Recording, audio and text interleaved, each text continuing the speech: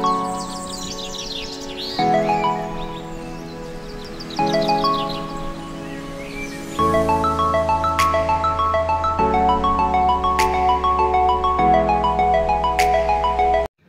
स्वामी समर्थ सर्वांना नमस्कार।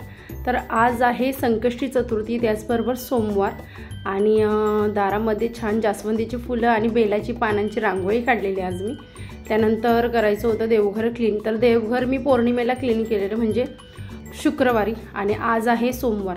दर गुरुवार सोमवार मी देवघर क्लीन करत असते, त्याचबरोबर काही सणवार आला तर तेव्हा करते। आणि इथे ही फुलं मी फुलं कमी आहेत ना, त्यामुळे ह्या खोट्या फुलांचा वापर केलेला, तर छान आहेत आणि स्वस्त पण मिळाली मला, त्यामुळे मी घेतली। आपण असं काही गोष्टी घ्यायच्या असतील ना तर जिथे होलसेल मार्केट असेल ना तिथे जावं, भलेही लेट आपल्याला मिळाली तरी चालेल ही गोष्ट, पण होलसेल मार्केटमधनं घ्यावी, तिथे आपल्याला कमीमध्ये मिळतात। तर ही 12 फुलं मला 300 रुपयाला मिळालेली पॅकेट, आणि आपण एक घ्यायला गेलो ना असा तर 50 रुपयाला एक आहे कोणत्याही बाजारात। तर ही फुलं ना सजावटीसाठी एकदम उत्तम पर्याय आहे, मी सांगेल, छान वाटतात बघायला। आणि असे माझ्याकडे इथे बघू शकता, हे सुद्धा कमळ आहेत, मस्त वाटतात ते सुद्धा असे ठेवण्यासाठी किंवा भिंतीला लावण्यासाठी। आता देवघर मी पूर्ण क्लीन करून घेतलं आणि तुम्ही बघू शकता देवांना आंघोळ घातली आहे आणि छान असं सजवलेलं आहे।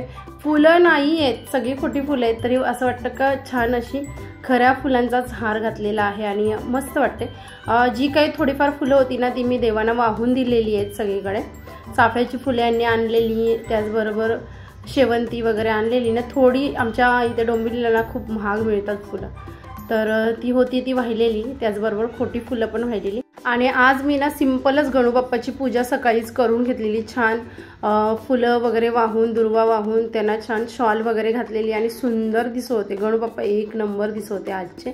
तर इथे तुम्ही बघू शकता अशा प्रकारे आज सेवा केलेली। आणि हे सगळं आवरून श्रियाल झोपलेला ना म्हणून हे करता आलं मला, त्यानंतर श्रियाल उठल्यावर त्याचं आवरलं। तर अशा प्रकारे न थांबता एक एक काम करावं लागतं, सगळी कामं लागोपाठ येतं, त्याबरोबर एडिटिंग पण करायचं असतं, म्हणजे 1 मिनिट सुद्धा फुरसत नसते, ते खरं आहे। आणि हे मला आवडतं, त्यामुळे ही माझी आवड आहे आणि मी ते करते। श्री स्वामी समर्थ सर्वांना नमस्कार। क्रिएटिव्हवर नाही आपल्या यूट्यूब चॅनेलवर तुमचं अगदी मनापासून स्वागत आहे।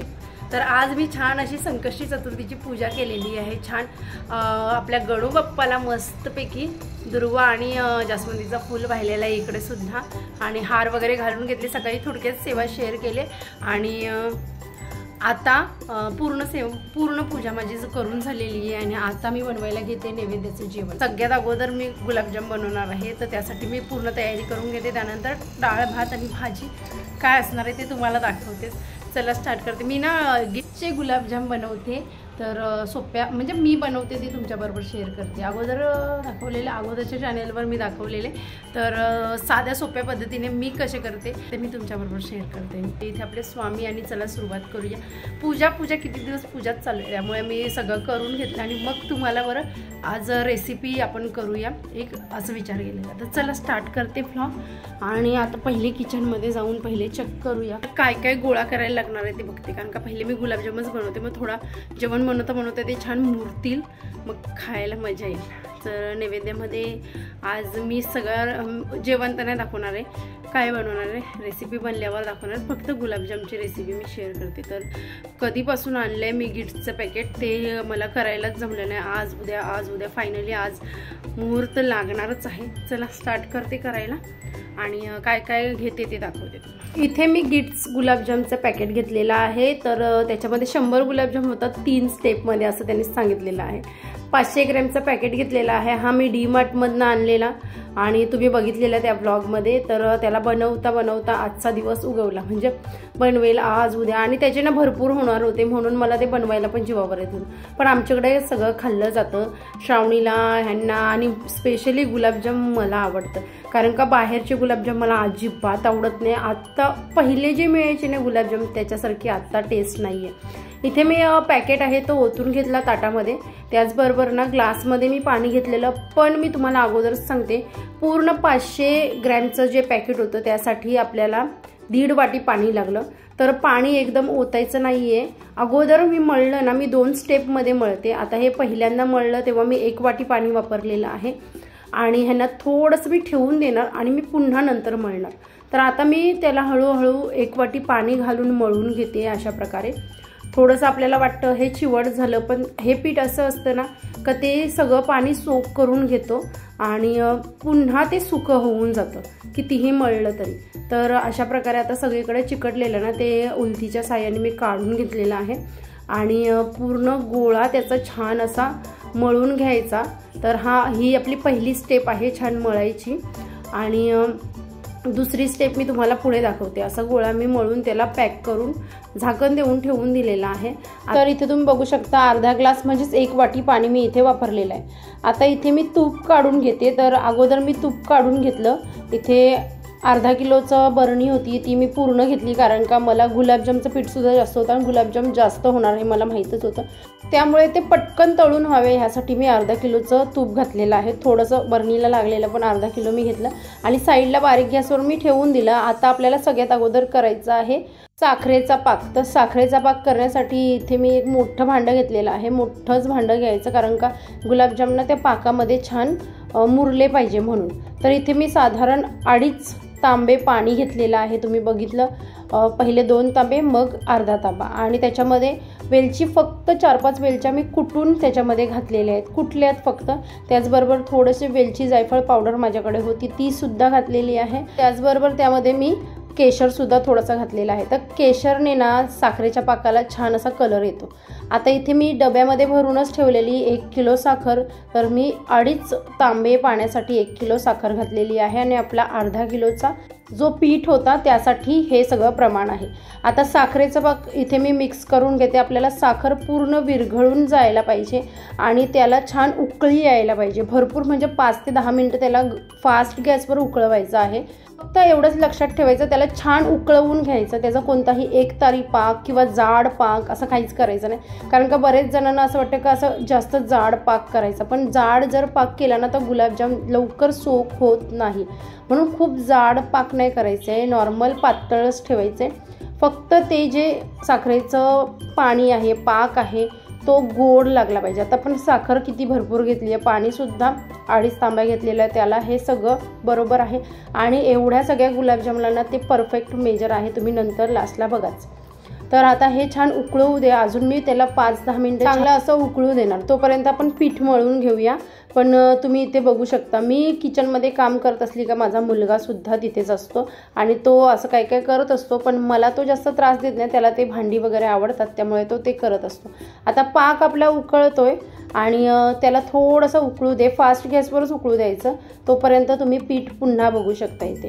तर मी जसं त्याला प्रेस केलं ना तसं ते पहिल्यासारखं होऊन गेलं, त्यामुळे आता इथे मी थोडं थोडं करून अर्धी वाटी पाणी वापरणार आहे मळण्यासाठी, पुन्हा मळायचं। तर मी ही स्टेप फॉलो करते। मी 2 वेळा पीठ मळते, थोडा वेळ ठेवते आणि पुन्हा त्याला दुसऱ्यांदा मळते आणि त्याच्यानंतर ते गुलाबजाम कधी तेलामध्ये फुटत नाही किंवा ते पाकामध्ये पूर्ण स्प्रेड होत नाही। असे बऱ्याच जणांची मी बघितलं असते स्प्रेड होतात पाकामध्ये, एकदम जाऊन फुगतात आणि फुटूनच जातात। तर तसा प्रकार होत नाही, मी असंच करते। आणि बरेच जण ह्याच्यामध्ये मावासुद्धा घालून बनवतात, बरेच जण दुधाने मळतात, तर मी काही नाही, मी सिंपल पाण्यानेच मळते। आणि काय माहिती आहे का, आपल्याला जेव्हा एखादी रेसिपी परफेक्ट होते ना आपली, तेव्हा ती तशीच फॉलो करायची असते। तर मी जास्त त्याच्यामध्ये खिचखिचमारी करायला जात नाही। मी बऱ्याच माझेसुद्धा अगोदर असंच एकदा मी पाक जाड केलेला ना तर माझे गुलाबजाम फुगतच नव्हते, तेव्हा मी पुन्हा पातळ पाक तयार करून त्याच्यामध्ये घातला तेव्हा ते फुगले। म्हणजे अशा बऱ्याचशा हे गुलाबजाम बनवताना मला सुद्धा प्रॉब्लेम आलेले, त्याच्यामधनं मी शिकले आणि आता माझे हे गुलाबजाम परफेक्टच होतात। आता बघा पीठ छान मळून घेतलं अर्धी वाटी पाण्यामध्ये, त्याला मी 3 चमचे तूप घातलेलं आहे इथे। आणि तूप इथे मी सांगेल का तूप इथे मी थंडच वापरलेला आहे। जो तूप आपण काढलेला कढईमध्ये तो गॅस मी बंद केला, कारण का पाक बनायला वेळ होत होतं आणि तूप जास्त कडू नये म्हणून।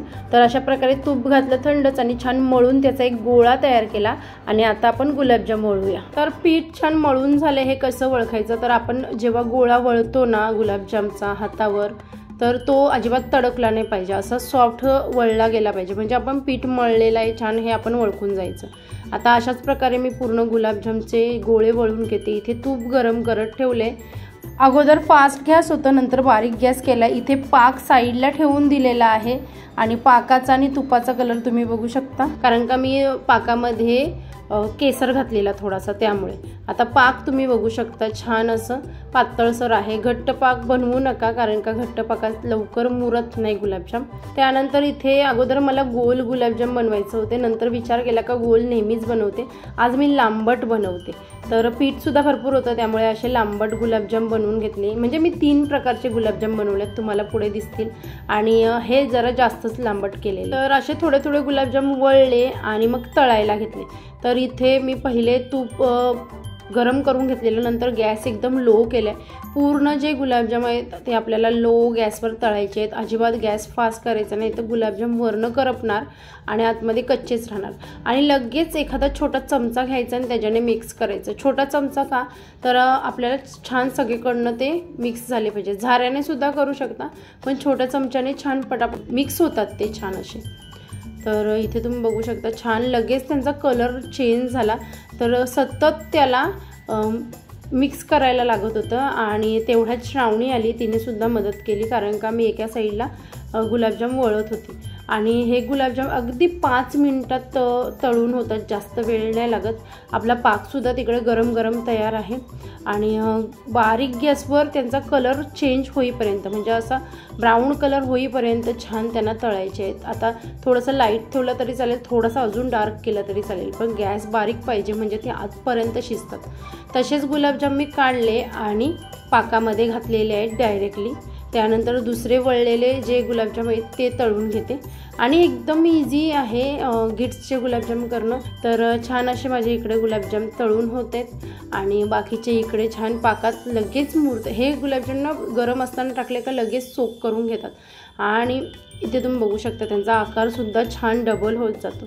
आता हे गुलाबजामसुद्धा मी पाकामध्ये घालते आणि अशाच प्रकारे मी किती प्रकारचे गुलाबजाम केले तुम्हाला दाखवते. हे गोल केलेले आहेत आणि हे लांबट थोडेसे कमी लांब आहेत आणि हे जास्त लांब आहेत. असे 3 प्रकारचे गुलाबजाम मी बनवले आणि अगदी साध्या सोप्या पद्धतीने. भरपूर सारे तयार झाले ते मी दाखवले तुम्हाला. थोडेसे लांबवाले केले कारण का मला घाई आहे. अजून ह्याचे भरपूर गुलाबजाम झाले असते, पण मी मोठे मोठे करून टाकले कारण का एवढा वेळ नाही माझ्याकडे. हा श्रीयालसुद्धा आहे, त्याच्यात अजून माझं जेवणसुद्धा व्हायचं आहे.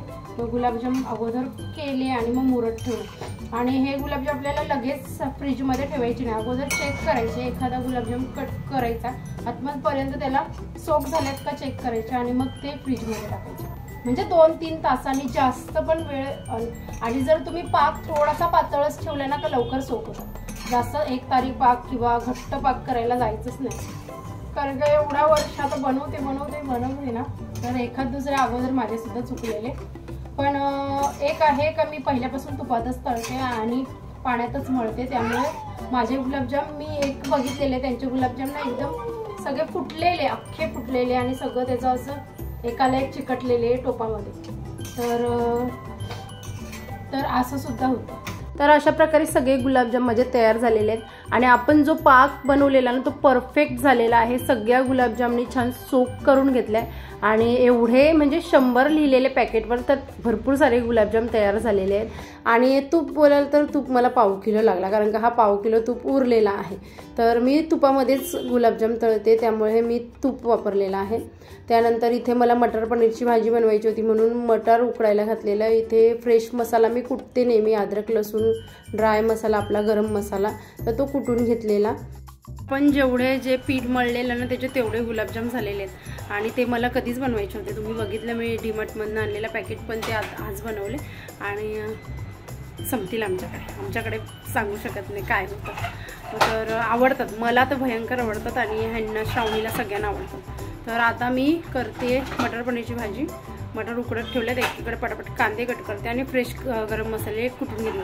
मला बनवायचे बिर्याणी मसाला, बहुतेक उद्या परवा बनवेल मी, तुमच्याबरोबर शेअर करेल बिर्याणी मसाल्याची रेसिपी, कारण का मी घरीच बनवते बिर्याणी मसाला आणि खूप भारी होतं. तर जर मी बिर्याणी मसाला नसेल ना तर मी फ्रेश मसाले अद्रक लसूण पेस्टमध्ये वाटते घरीच, त्याची पण फ्रेश मसाल्याची बिर्याणी पण भारी होते. तर आता मी पटकन कांदे चिरते आणि मटर पनीरची भाजी बनवून घेते. डाळ भात झालेला आहे, पण भाताला मला तडका द्यायचा आहे कारण का जिरा राईस करते मी आणि डाळीला सुद्धा तडका द्यायचा आहे कारण का डाळ फ्राय आहे. तर आज स्पेशल मेनू बनवत आहे. काही विशेष नाही आहे, असंच. चला, तर मी पूर्ण जेवण बनवून घेतलं. इथे नैवेद्यासाठी गुलाबजाम काढले, त्यावर साखर पेरले, त्याचबरोबर जिरा राईस, दाल तडका आणि मटर पनीर बनवलेलं. आणि अशा प्रकारे आता नैवेद्याचं जेवण माझं झालेलं आहे. नैवेद्य वाढते. सकाळीच पूजा वगैरे केली, सगळं आवरले मी सकाळीच, कारण का श्रावणीचं सुद्धा अभ्यास असतं आणि मला सुद्धा आता बघा एवढं बनवलं, तर मग सकाळीच मी सगळी पूजा करून घेतली. तर विचार म्हणजे आता आरती वगैरे करू, आम्ही फक्त नैवेद्य दाखवू आणि आरती करू. आणि अशा प्रकारे गिफ्टचे गुलाबजाम तुमच्याबरोबर शेअर केलेले आहेत, सिम्पल. त्यानंतर आम्ही आरती केली, देवाला नैवेद्य दाखवला. पुढे ब्लॉग मी शूट केलेला नाही आहे, पण आजच्या गिफ्ट्सच्या गुलाबजामची जी रेसिपी आहे सिंपल, ती तुमच्याबरोबर शेअर केली. ती कशी वाटली जरूर कमेंट्समध्ये सांगा. आणि व्हिडिओ आवडला असेल तर जरूर लाईक, शेअर, चॅनलला सबस्क्राईब करा. भेटूया छानशा नेक्स्ट ब्लॉगमध्ये. आता बाय.